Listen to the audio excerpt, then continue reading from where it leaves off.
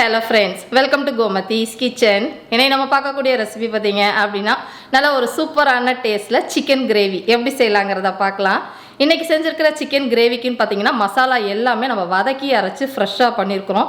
ரொம்ப நல்லா சூப்பரான டேஸ்ட்டில் இருக்குங்க. இந்த கிரேவியை நீங்கள் பிரியாணிக்கு சைட் டிஷ்ஷாக வச்சுக்கலாம், இல்லை சாதத்தோடையும் பிசைஞ்சு சாப்பிடலாம், எல்லா வகையான டிஃபனுக்குமே சைட் டிஷ்ஷாக வச்சு சாப்பிடலாம். செம்ம டேஸ்ட்டாக இருக்கும். இப்போ வாங்க இந்த சிக்கன் கிரேவி எப்படி செய்யலாங்கிறத பார்க்கலாம். கோமதிஸ் கிச்சனை சப்ஸ்கிரைப் பண்ணாதவங்க சப்ஸ்கிரைப் பட்டனை ப்ரெஸ் பண்ணிக்கோங்க. உடனுக்குடனே அப்டேட் வேணும் அப்படின்னா பக்கத்தில் இருக்க பெல் பட்டனில் ஆல்ங்கிற ஆப்ஷனை மறக்காமல் ப்ரெஸ் பண்ணி வச்சுக்கோங்க. இப்போ இன்றைக்கி கிரேவி பண்ணுறதுக்கு நான் கிட்டத்தட்ட 2 கிலோ அளவுக்கு சிக்கனை வாங்கி மீடியம் பீசஸாக நறுக்கி வச்சுருக்கிறேன். நல்லா சுத்தப்படுத்திட்டு தண்ணியெல்லாம் வடித்து எடுத்து வச்சுக்கோங்க. இப்போ இதை மேரினேட் பண்ணுறதுக்காக இதில் ஒரு 1/4 டீஸ்பூன் அளவுக்கு மஞ்சள் பொடி, அடுத்ததாக பார்த்திங்கன்னா தனியாக அரைச்ச மிளகாய் பொடி ஒரே 1 டீஸ்பூன் இதில் சேர்த்துக்கலாம். கூடவே ஒரு 1/2 டீஸ்பூன் அளவுக்கு உப்பு சேர்த்துக்கோங்க. இப்போ அடுத்ததாக ஒரே 1 டீஸ்பூன் அளவுக்கு இஞ்சி பூண்டு விழுது, ஒரு 1/4 கப் அளவுக்கு, அதாவது 2லேருந்து 3 டேபிள் ஸ்பூன் அளவுக்கு புளிக்காத நல்ல கெட்டியான தயிராக சேர்த்துக்கோங்க. தயிர் உங்களுக்கு அலர்ஜி அப்படின்னா இதுக்கு பதிலாக ஒரு பாதி எலும்புச்சம்பள சாறை நீங்கள் பிழிஞ்சிட்டு கூட சேர்த்துக்கலாம் தயிருக்கு பதிலாக. இப்போ இது எல்லாத்தையுமே நல்லா கலந்து விட்டுறலாம். இப்போ பார்த்தீங்கன்னா நல்லா கலந்து விட்டாச்சு. இப்போ நம்ம சாமான்கள் வதக்கி அரைக்கிற வரைக்கும் மேரினேட் பண்ணால் போதும். ஒரு 1/2 மணி நேரத்துலேருந்து 1 மணி நேரம் மேரினேட் ஆகட்டும். இப்போ மசாலா நம்ம வறுத்து தான் அரைக்க போகிறோம். அதுக்கு ஒரு பேனில் 1 டீஸ்பூன் எண்ணெய் சேர்த்துக்கோங்க. எண்ணெய் நல்லா காஞ்ச பிறகு இதில் போடக்கூடிய சாமான்கள் அளவுகள் பார்த்துடலாம். பட்டை நல்ல பெரிய பீஸில் இந்த மாதிரி 3 பீஸ்லேருந்து 4 பீஸ் எடுத்துக்கோங்க. ஒரு 8லேருந்து 9 கிராம்பு, கூடவே ஒரு 2 பச்சை ஏலக்காய், நட்சத்திர சோம்பு 1 சேர்த்தா போதும், அதிகமாக போட்டுற வேண்டாம். 1 டீஸ்பூன் அளவுக்கு கல்பாசி, 1 டீஸ்பூன் அளவுக்கு சோம்பு, ஒரு 1/4லேருந்து 1/2 டீஸ்பூன் அளவுக்கு சீரகம். சீரகத்தோட அளவு கொஞ்சம் கூட இருக்கணும், அப்போ தான் நல்லாயிருக்கும். இப்போ இதை ஒரு மிதமான தீயிலே நல்லா லைட்டாக வறுத்து விடுங்க. இப்போ பார்த்தீங்கன்னா அது லைட்டாக பொரிய ஆரம்பிக்குது. இப்போ இந்த ஸ்டேஜில் நம்ம வெங்காயம் சேர்த்துக்க போகிறோம். சின்ன வெங்காயம் ஒரு 7 சின்ன வெங்காயம் சேர்த்துருக்குறேன். சின்ன வெங்காயம் இல்லைன்னா பாதி பெரிய வெங்காயம் நறுக்கிட்டு சேர்த்துக்கோங்க. இப்போ இதில் வதங்கிக்கிட்டு இருக்கப்பே இதில் பார்த்தீங்கன்னா முந்திரி பருப்பு, முழு முந்திரி பருப்பாக இருக்கிறதுனால நான் ஒரு 10லேருந்து 12 முழு முந்திரி பருப்பு, உடைச்சதுன்னா கொஞ்சம் கூட சேர்த்துக்கோங்க. இப்போ அடுத்ததாக இதில் ஒரே 1 டீஸ்பூன் அளவுக்கு கசகசா சேர்த்துக்கிறேன். கசகசா இல்லாத பட்சத்தில் நீங்கள் முந்திரி பருப்பை இன்னொரு 2 எக்ஸ்ட்ரா சேர்த்துக்கோங்க. இதை தாராளமாக ஸ்கிப் பண்ணிக்கலாம். இப்போ இதெல்லாம் போட்டு லைட்டாக செவக்கட்டும். இப்போ பார்த்தீங்கன்னா நல்லா செவந்து வந்ததுக்கு அப்புறமா இதில் துருவின தேங்காய், 1 மூடி துருவின தேங்காய், துருவினதோட அளவு மெஷரிங் கப்பில் 1 கப்பு போட்டு நல்லா வதக்கி விடுங்க. இப்போ பார்த்தீங்கன்னா தேங்காயோட ஈரத்தன்மையெல்லாம் போய் அந்த வெங்காயம்லாம் நல்லா பக்குவமாக வதங்கி வந்திருக்கு பாருங்கள். இந்த அளவுக்கு வதங்கணும், செவக்கக்கூடாது. இப்போ இதை எடுத்து நல்லா ஆற வச்சுடுங்க. ஆறுனதுக்கு அப்புறமா அரைச்சிக்கலாம். இப்போ மசாலா அரைக்கிறதுக்கு ஒரு சின்ன மிக்ஸி ஜார் எடுத்து வச்சுக்கோங்க. இப்போ இதில் நம்ம வதக்கின சாமான்கள் நல்லா ஆறிடுச்சு. இதை மிக்ஸி ஜாருக்கு மாற்றிக்கிறேன். இப்போ இதிலே பார்த்தீங்கன்னா காரத்துக்கு தகுந்த மாதிரி தனி மிளகாய் தூள், நம்ம எடுத்துருக்கிற 2 கிலோ அளவுக்கு சிக்கனுக்கு 3 டேபிள் ஸ்பூன் அளவுக்கு தனி மிளகாய் தூள் சேர்த்துருக்கிறேன். இப்போ அடுத்ததாக பார்த்தீங்கன்னா மல்லித்தூள், எடுத்த டேபிள் ஸ்பூன்லேயே 2 பங்கு, 3 டேபிள் ஸ்பூன் தனி மிளகாய் தூள்னா 6 டேபிள் ஸ்பூன் அளவுக்கு மல்லிப்பொடி சேர்த்துக்கோங்க, சரியாக இருக்கும். இதிலே ஒரு 1/4 டீஸ்பூன் அளவுக்கு மஞ்சள் பொடி சேர்த்துக்கலாம். கொஞ்சமாக கருவேப்பிலை இலைகளையும் சேர்த்துட்டு இதில் கொஞ்சமாக தண்ணி விட்டு நல்லா விழுது மாதிரி அரைச்சி எடுத்துகிட்டு வந்துடுங்க.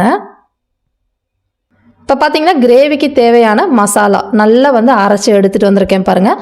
அம்மிக்கல்லோ ஆட்டுக்கல்லோ இருந்தால் அதில் அரைச்சிக்கோங்க, கிரேவியோட டேஸ்ட் நல்லாயிருக்கும். இந்த கன்சிஸ்டன்சிக்கு அரைச்சா சரியாக இருக்கும். இப்போ நம்ம கிரேவி செய்ய போகிறதுக்கு முன்னாடி வெங்காயத்தையும் நறுக்கி வச்சுருக்கிறேன். 2 கிலோ அளவுக்கு சிக்கனுக்கு 4 பெரிய வெங்காயம் நல்லா பெரிய சைஸில் எடுத்து சாப்பரில் இந்த மாதிரி பொடியாக நறுக்கிக்கோங்க. அப்போ தான் கிரேவியோட டெக்ஸ்சர் நமக்கு நல்லாயிருக்கும். இப்போ நம்ம கிரேவி செய்ய ஆரம்பிச்சிடலாம். இப்போ கிரேவி செய்கிறதுக்கு ஒரு பாத்திரத்தில் ஒரு 1/2 கப் அளவுக்கு எண்ணெய் சேர்த்துக்கலாம். எண்ணெய் நல்லா காஞ்ச பிறகு இதில் தாளிக்கிறதுக்கு பிரிஞ்சி மட்டும் 2 சேர்த்துக்கோங்க. கரம் மசாலா எல்லாமே நம்ம அரைச்சாச்சு, அதனால் தாளிக்க வேண்டாம். இப்போ அடுத்ததாக வந்து பொடியாக நறுக்கின வெங்காயத்தை சேர்த்துக்கோங்க. இப்போ இதிலே வந்து கொஞ்சமாக கருவேப்பிலை இலைகளையும் கிள்ளி போட்டுக்கலாம். இப்போ வெங்காயம் பார்த்திங்கன்னா லைட்டாக பொன்னிறமாகிற அளவுக்கு வதக்கி விடணும். மிதமான தீயிலே வதக்கி விடுங்க. இப்போ வெங்காயம் வதங்கிக்கிட்டு இருக்கப்பே இதில் பச்சை மிளகா ஃப்ளேவருக்காக தான். இந்த நீல பச்சை மிளகாவில் காரம் இருக்காது, அதனால் 2 மிளகாயை உடச்சி சேர்த்துருக்குறேன். உங்களோட மிளகாய் காரமாக இருந்துச்சு அப்படின்னா 2 பச்சை மிளகாவை முழுசாக போட்டு வதக்கிக்கோங்க. இந்த வெங்காயத்துக்கு தேவையான அளவு உப்பு 1 டீஸ்பூன் போட்டு வதக்கணும் அப்படின்னா வெங்காயம் உங்களுக்கு சீக்கிரமாக வதங்கி வந்துடும். இப்போ உங்களுக்கு பார்க்குறப்பே தெரியும்னு நினைக்கிறேன், வெங்காயம் நல்லா வந்து வெந்து லைட்டாக பொன்னிறமாக இருக்குது பாருங்கள். இந்த அளவுக்கு வதங்கினா போதும். இந்த சமயத்தில் இதில் 1 டேபிள் ஸ்பூன் அளவுக்கு இஞ்சி பூண்டு விழுது சேர்த்துக்கலாம். இப்போ இந்த இஞ்சி பூண்டோட பச்சை வாசனை போகிற அளவுக்கு வதக்கி விடுங்க. இப்போ இது வதங்கிக்கிட்டு இருக்கப்பே பார்த்தீங்கன்னா அந்த எண்ணெய் பிரிஞ்சு அந்த கிரேவி நல்லா தளன்னு இருக்கிறதுக்காக காஷ்மீரி மிளகாய்த்தூள் 1 டீஸ்பூன் இப்போ சேர்த்துக்கிறேன். இதில் காரம் இருக்காது. சப்போஸ் உங்கள்கிட்ட இல்லை அப்படின்னா 1/2 டீஸ்பூன் தனி மிளகாய்த்தூள் போட்டு அது கருகிடாமல் நல்லா வதக்கி விடுங்க. இப்போ பார்த்தீங்கன்னா பச்சை வாசனைலாம் போய் நல்லா வதங்கி இந்த அளவுக்கு வந்திருக்கணும். இப்போ இந்த சமயத்தில் இதில் வந்து பார்த்திங்கன்னா அரைச்சி வச்சுருந்த அந்த மசாலா விழுதை வந்து சேர்த்துக்குவோம். இந்த விழுது சேர்க்குறப்ப எக்ஸ்ட்ரா எதுவுமே அதிகமாக தண்ணி ஊற்ற வேண்டாம், மசாலாவை மட்டும் போட்டுட்டு நல்லா வதக்கி விடுங்க. இப்போ பார்த்தீங்கன்னா மசாலா நல்லா வதங்கி நிறம் மாதிரி எண்ணெய் பிரிய ஆரம்பிக்குது பாருங்கள். தீயை கம்மியாகவே வச்சு இந்த அளவுக்கு வதக்கி விடணும். இப்போ இந்த மசாலா வதங்கிட்டு இருக்கப்பே இந்த மசாலுக்கு மட்டும் தேவையான அளவு உப்பு 1/2 டேபிள் ஸ்பூன் உப்பு போட்டு வதக்கிக்கிறேன். ஏற்கனவே சிக்கனுக்கு நம்ம மேரினேஷனில் போட்டிருக்கிறோம், அதனால் திரும்ப தேவைப்பட்ட பிறகு சேர்த்துக்கோங்க. இப்போ மசாலாலாம் நல்லா வதங்கி வந்ததுக்கு அப்புறமா மேரினேட் பண்ணி வச்சுருக்கிற சிக்கனை சேர்த்துக்கோங்க. சிக்கன்லாம் போட்ட பிறகு எக்ஸ்ட்ரா எதுவுமே தண்ணி ஊற்ற வேண்டாம். தீயை கொஞ்சம் மீடியமாக வச்சு இந்த மசாலாவிலே இந்த சிக்கனை ஒரு 5 நிமிஷத்துக்கு நல்லா பரட்டி விடுங்க. இப்போ இந்த மசாலா வதங்க அந்த சிக்கன்லேருந்தே உங்களுக்கு நல்லா தண்ணி விட்டு வரும். இதிலே வதக்கிறப்ப தான் உங்களுக்கு சிக்கன்லேயும் நல்ல சுவை ஏறி நல்லாயிருக்கும்.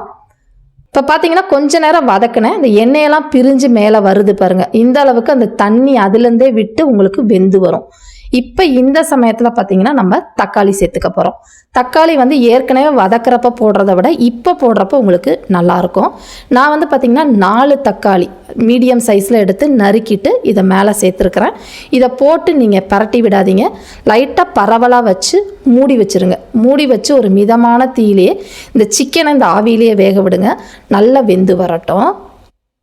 இப்போ பார்த்தீங்கன்னா ஒரு 5-6 நிமிஷமாக மூடி வச்சுருந்தேன். அந்த ஆவிலே அந்த மேலே போட்டிருக்கிற தக்காளி உங்களுக்கு நல்லா வெந்திருக்கும். அந்த சிக்கன்லேருந்து உங்களுக்கு தண்ணி விட்டு உங்களுக்கு இந்த அளவுக்கு வந்திருக்கும். இப்போ நல்லா பரட்டி விடுங்க. இப்போ இந்த சமயத்தில் பார்த்தீங்கன்னா ஒரு கப் அளவுக்கு தண்ணியை மிக்ஸி ஜாரில் மசாலா இருக்குது, அதனால் அதில் சேர்த்துட்டு அந்த தண்ணியை நல்லா அலம்பிட்டு இதில் சேர்த்துக்கோங்க. தண்ணி அதிகமாக விட வேண்டாம், 1 கப்பு தாராளமாக போதும் கிரேவி டைப்பு நமக்கு வர்றதுக்கு. இப்போ இதெல்லாம் நல்லா கலந்துட்டு இந்த சிக்கனை மூடி வச்சு மீடியம் ஃப்ளேம்லேயே வேக விடுங்க. மேக்ஸிமம் ஒரு 5-8 நிமிஷத்தில் உங்களுக்கு வெந்து வந்துடும். இப்போ பார்த்தீங்கன்னா சிக்கன் நல்லா வெந்திருக்கு, கிரேவியும் நமக்கு கரெக்டான கன்சிஸ்டன்சியில் வந்திருக்கும். ரொம்ப தண்ணியாகவும் இருக்கக்கூடாது, ரொம்ப வந்து கெட்டியாகவும் இருக்கக்கூடாது. கரெக்டாக இந்த அளவுக்கு இருந்துச்சுன்னா நல்லா டேஸ்ட்டாக இருக்கும் உங்களுக்கு. சிக்கனும் நமக்கு வெந்துருச்சு. இப்போ கடைசியாக இதில் பொடியாக நறுக்கினா கொத்தமல்லி இலைகள் சேர்த்துக்கோங்க. வேணும்னா நீங்கள் டிஃபனுக்கு சாப்பிட போகிறீங்கன்னா புதினா இலைகள் கூட நறுக்கிட்டு சேர்த்துக்கலாம், நல்லாயிருக்கும். நம்மளோட ரொம்ப சூப்பரான டேஸ்ட்டில் சிக்கன் கிரேவி ரெடி ஆகிடுச்சு. இதே மாதிரி அளவுகளோட இந்த சிக்கன் கிரேவியை நீங்களும் செஞ்சு பாருங்கள். செஞ்சு பார்த்துட்டு எப்படி இருக்குங்கிறத கமெண்ட் பண்ணுங்கள். வீடியோ பிடிச்சிருந்தாலும் கமெண்ட் பண்ணுங்கள், லைக் பண்ணுங்கள், ஷேர் பண்ணுங்கள். மறக்காமல் கோமதிஸ் கிச்சன் சேனலையும் சப்ஸ்கிரைப் பண்ணி வச்சுக்கோங்க. தேங்க்ஸ் ஃபார் வாட்சிங்.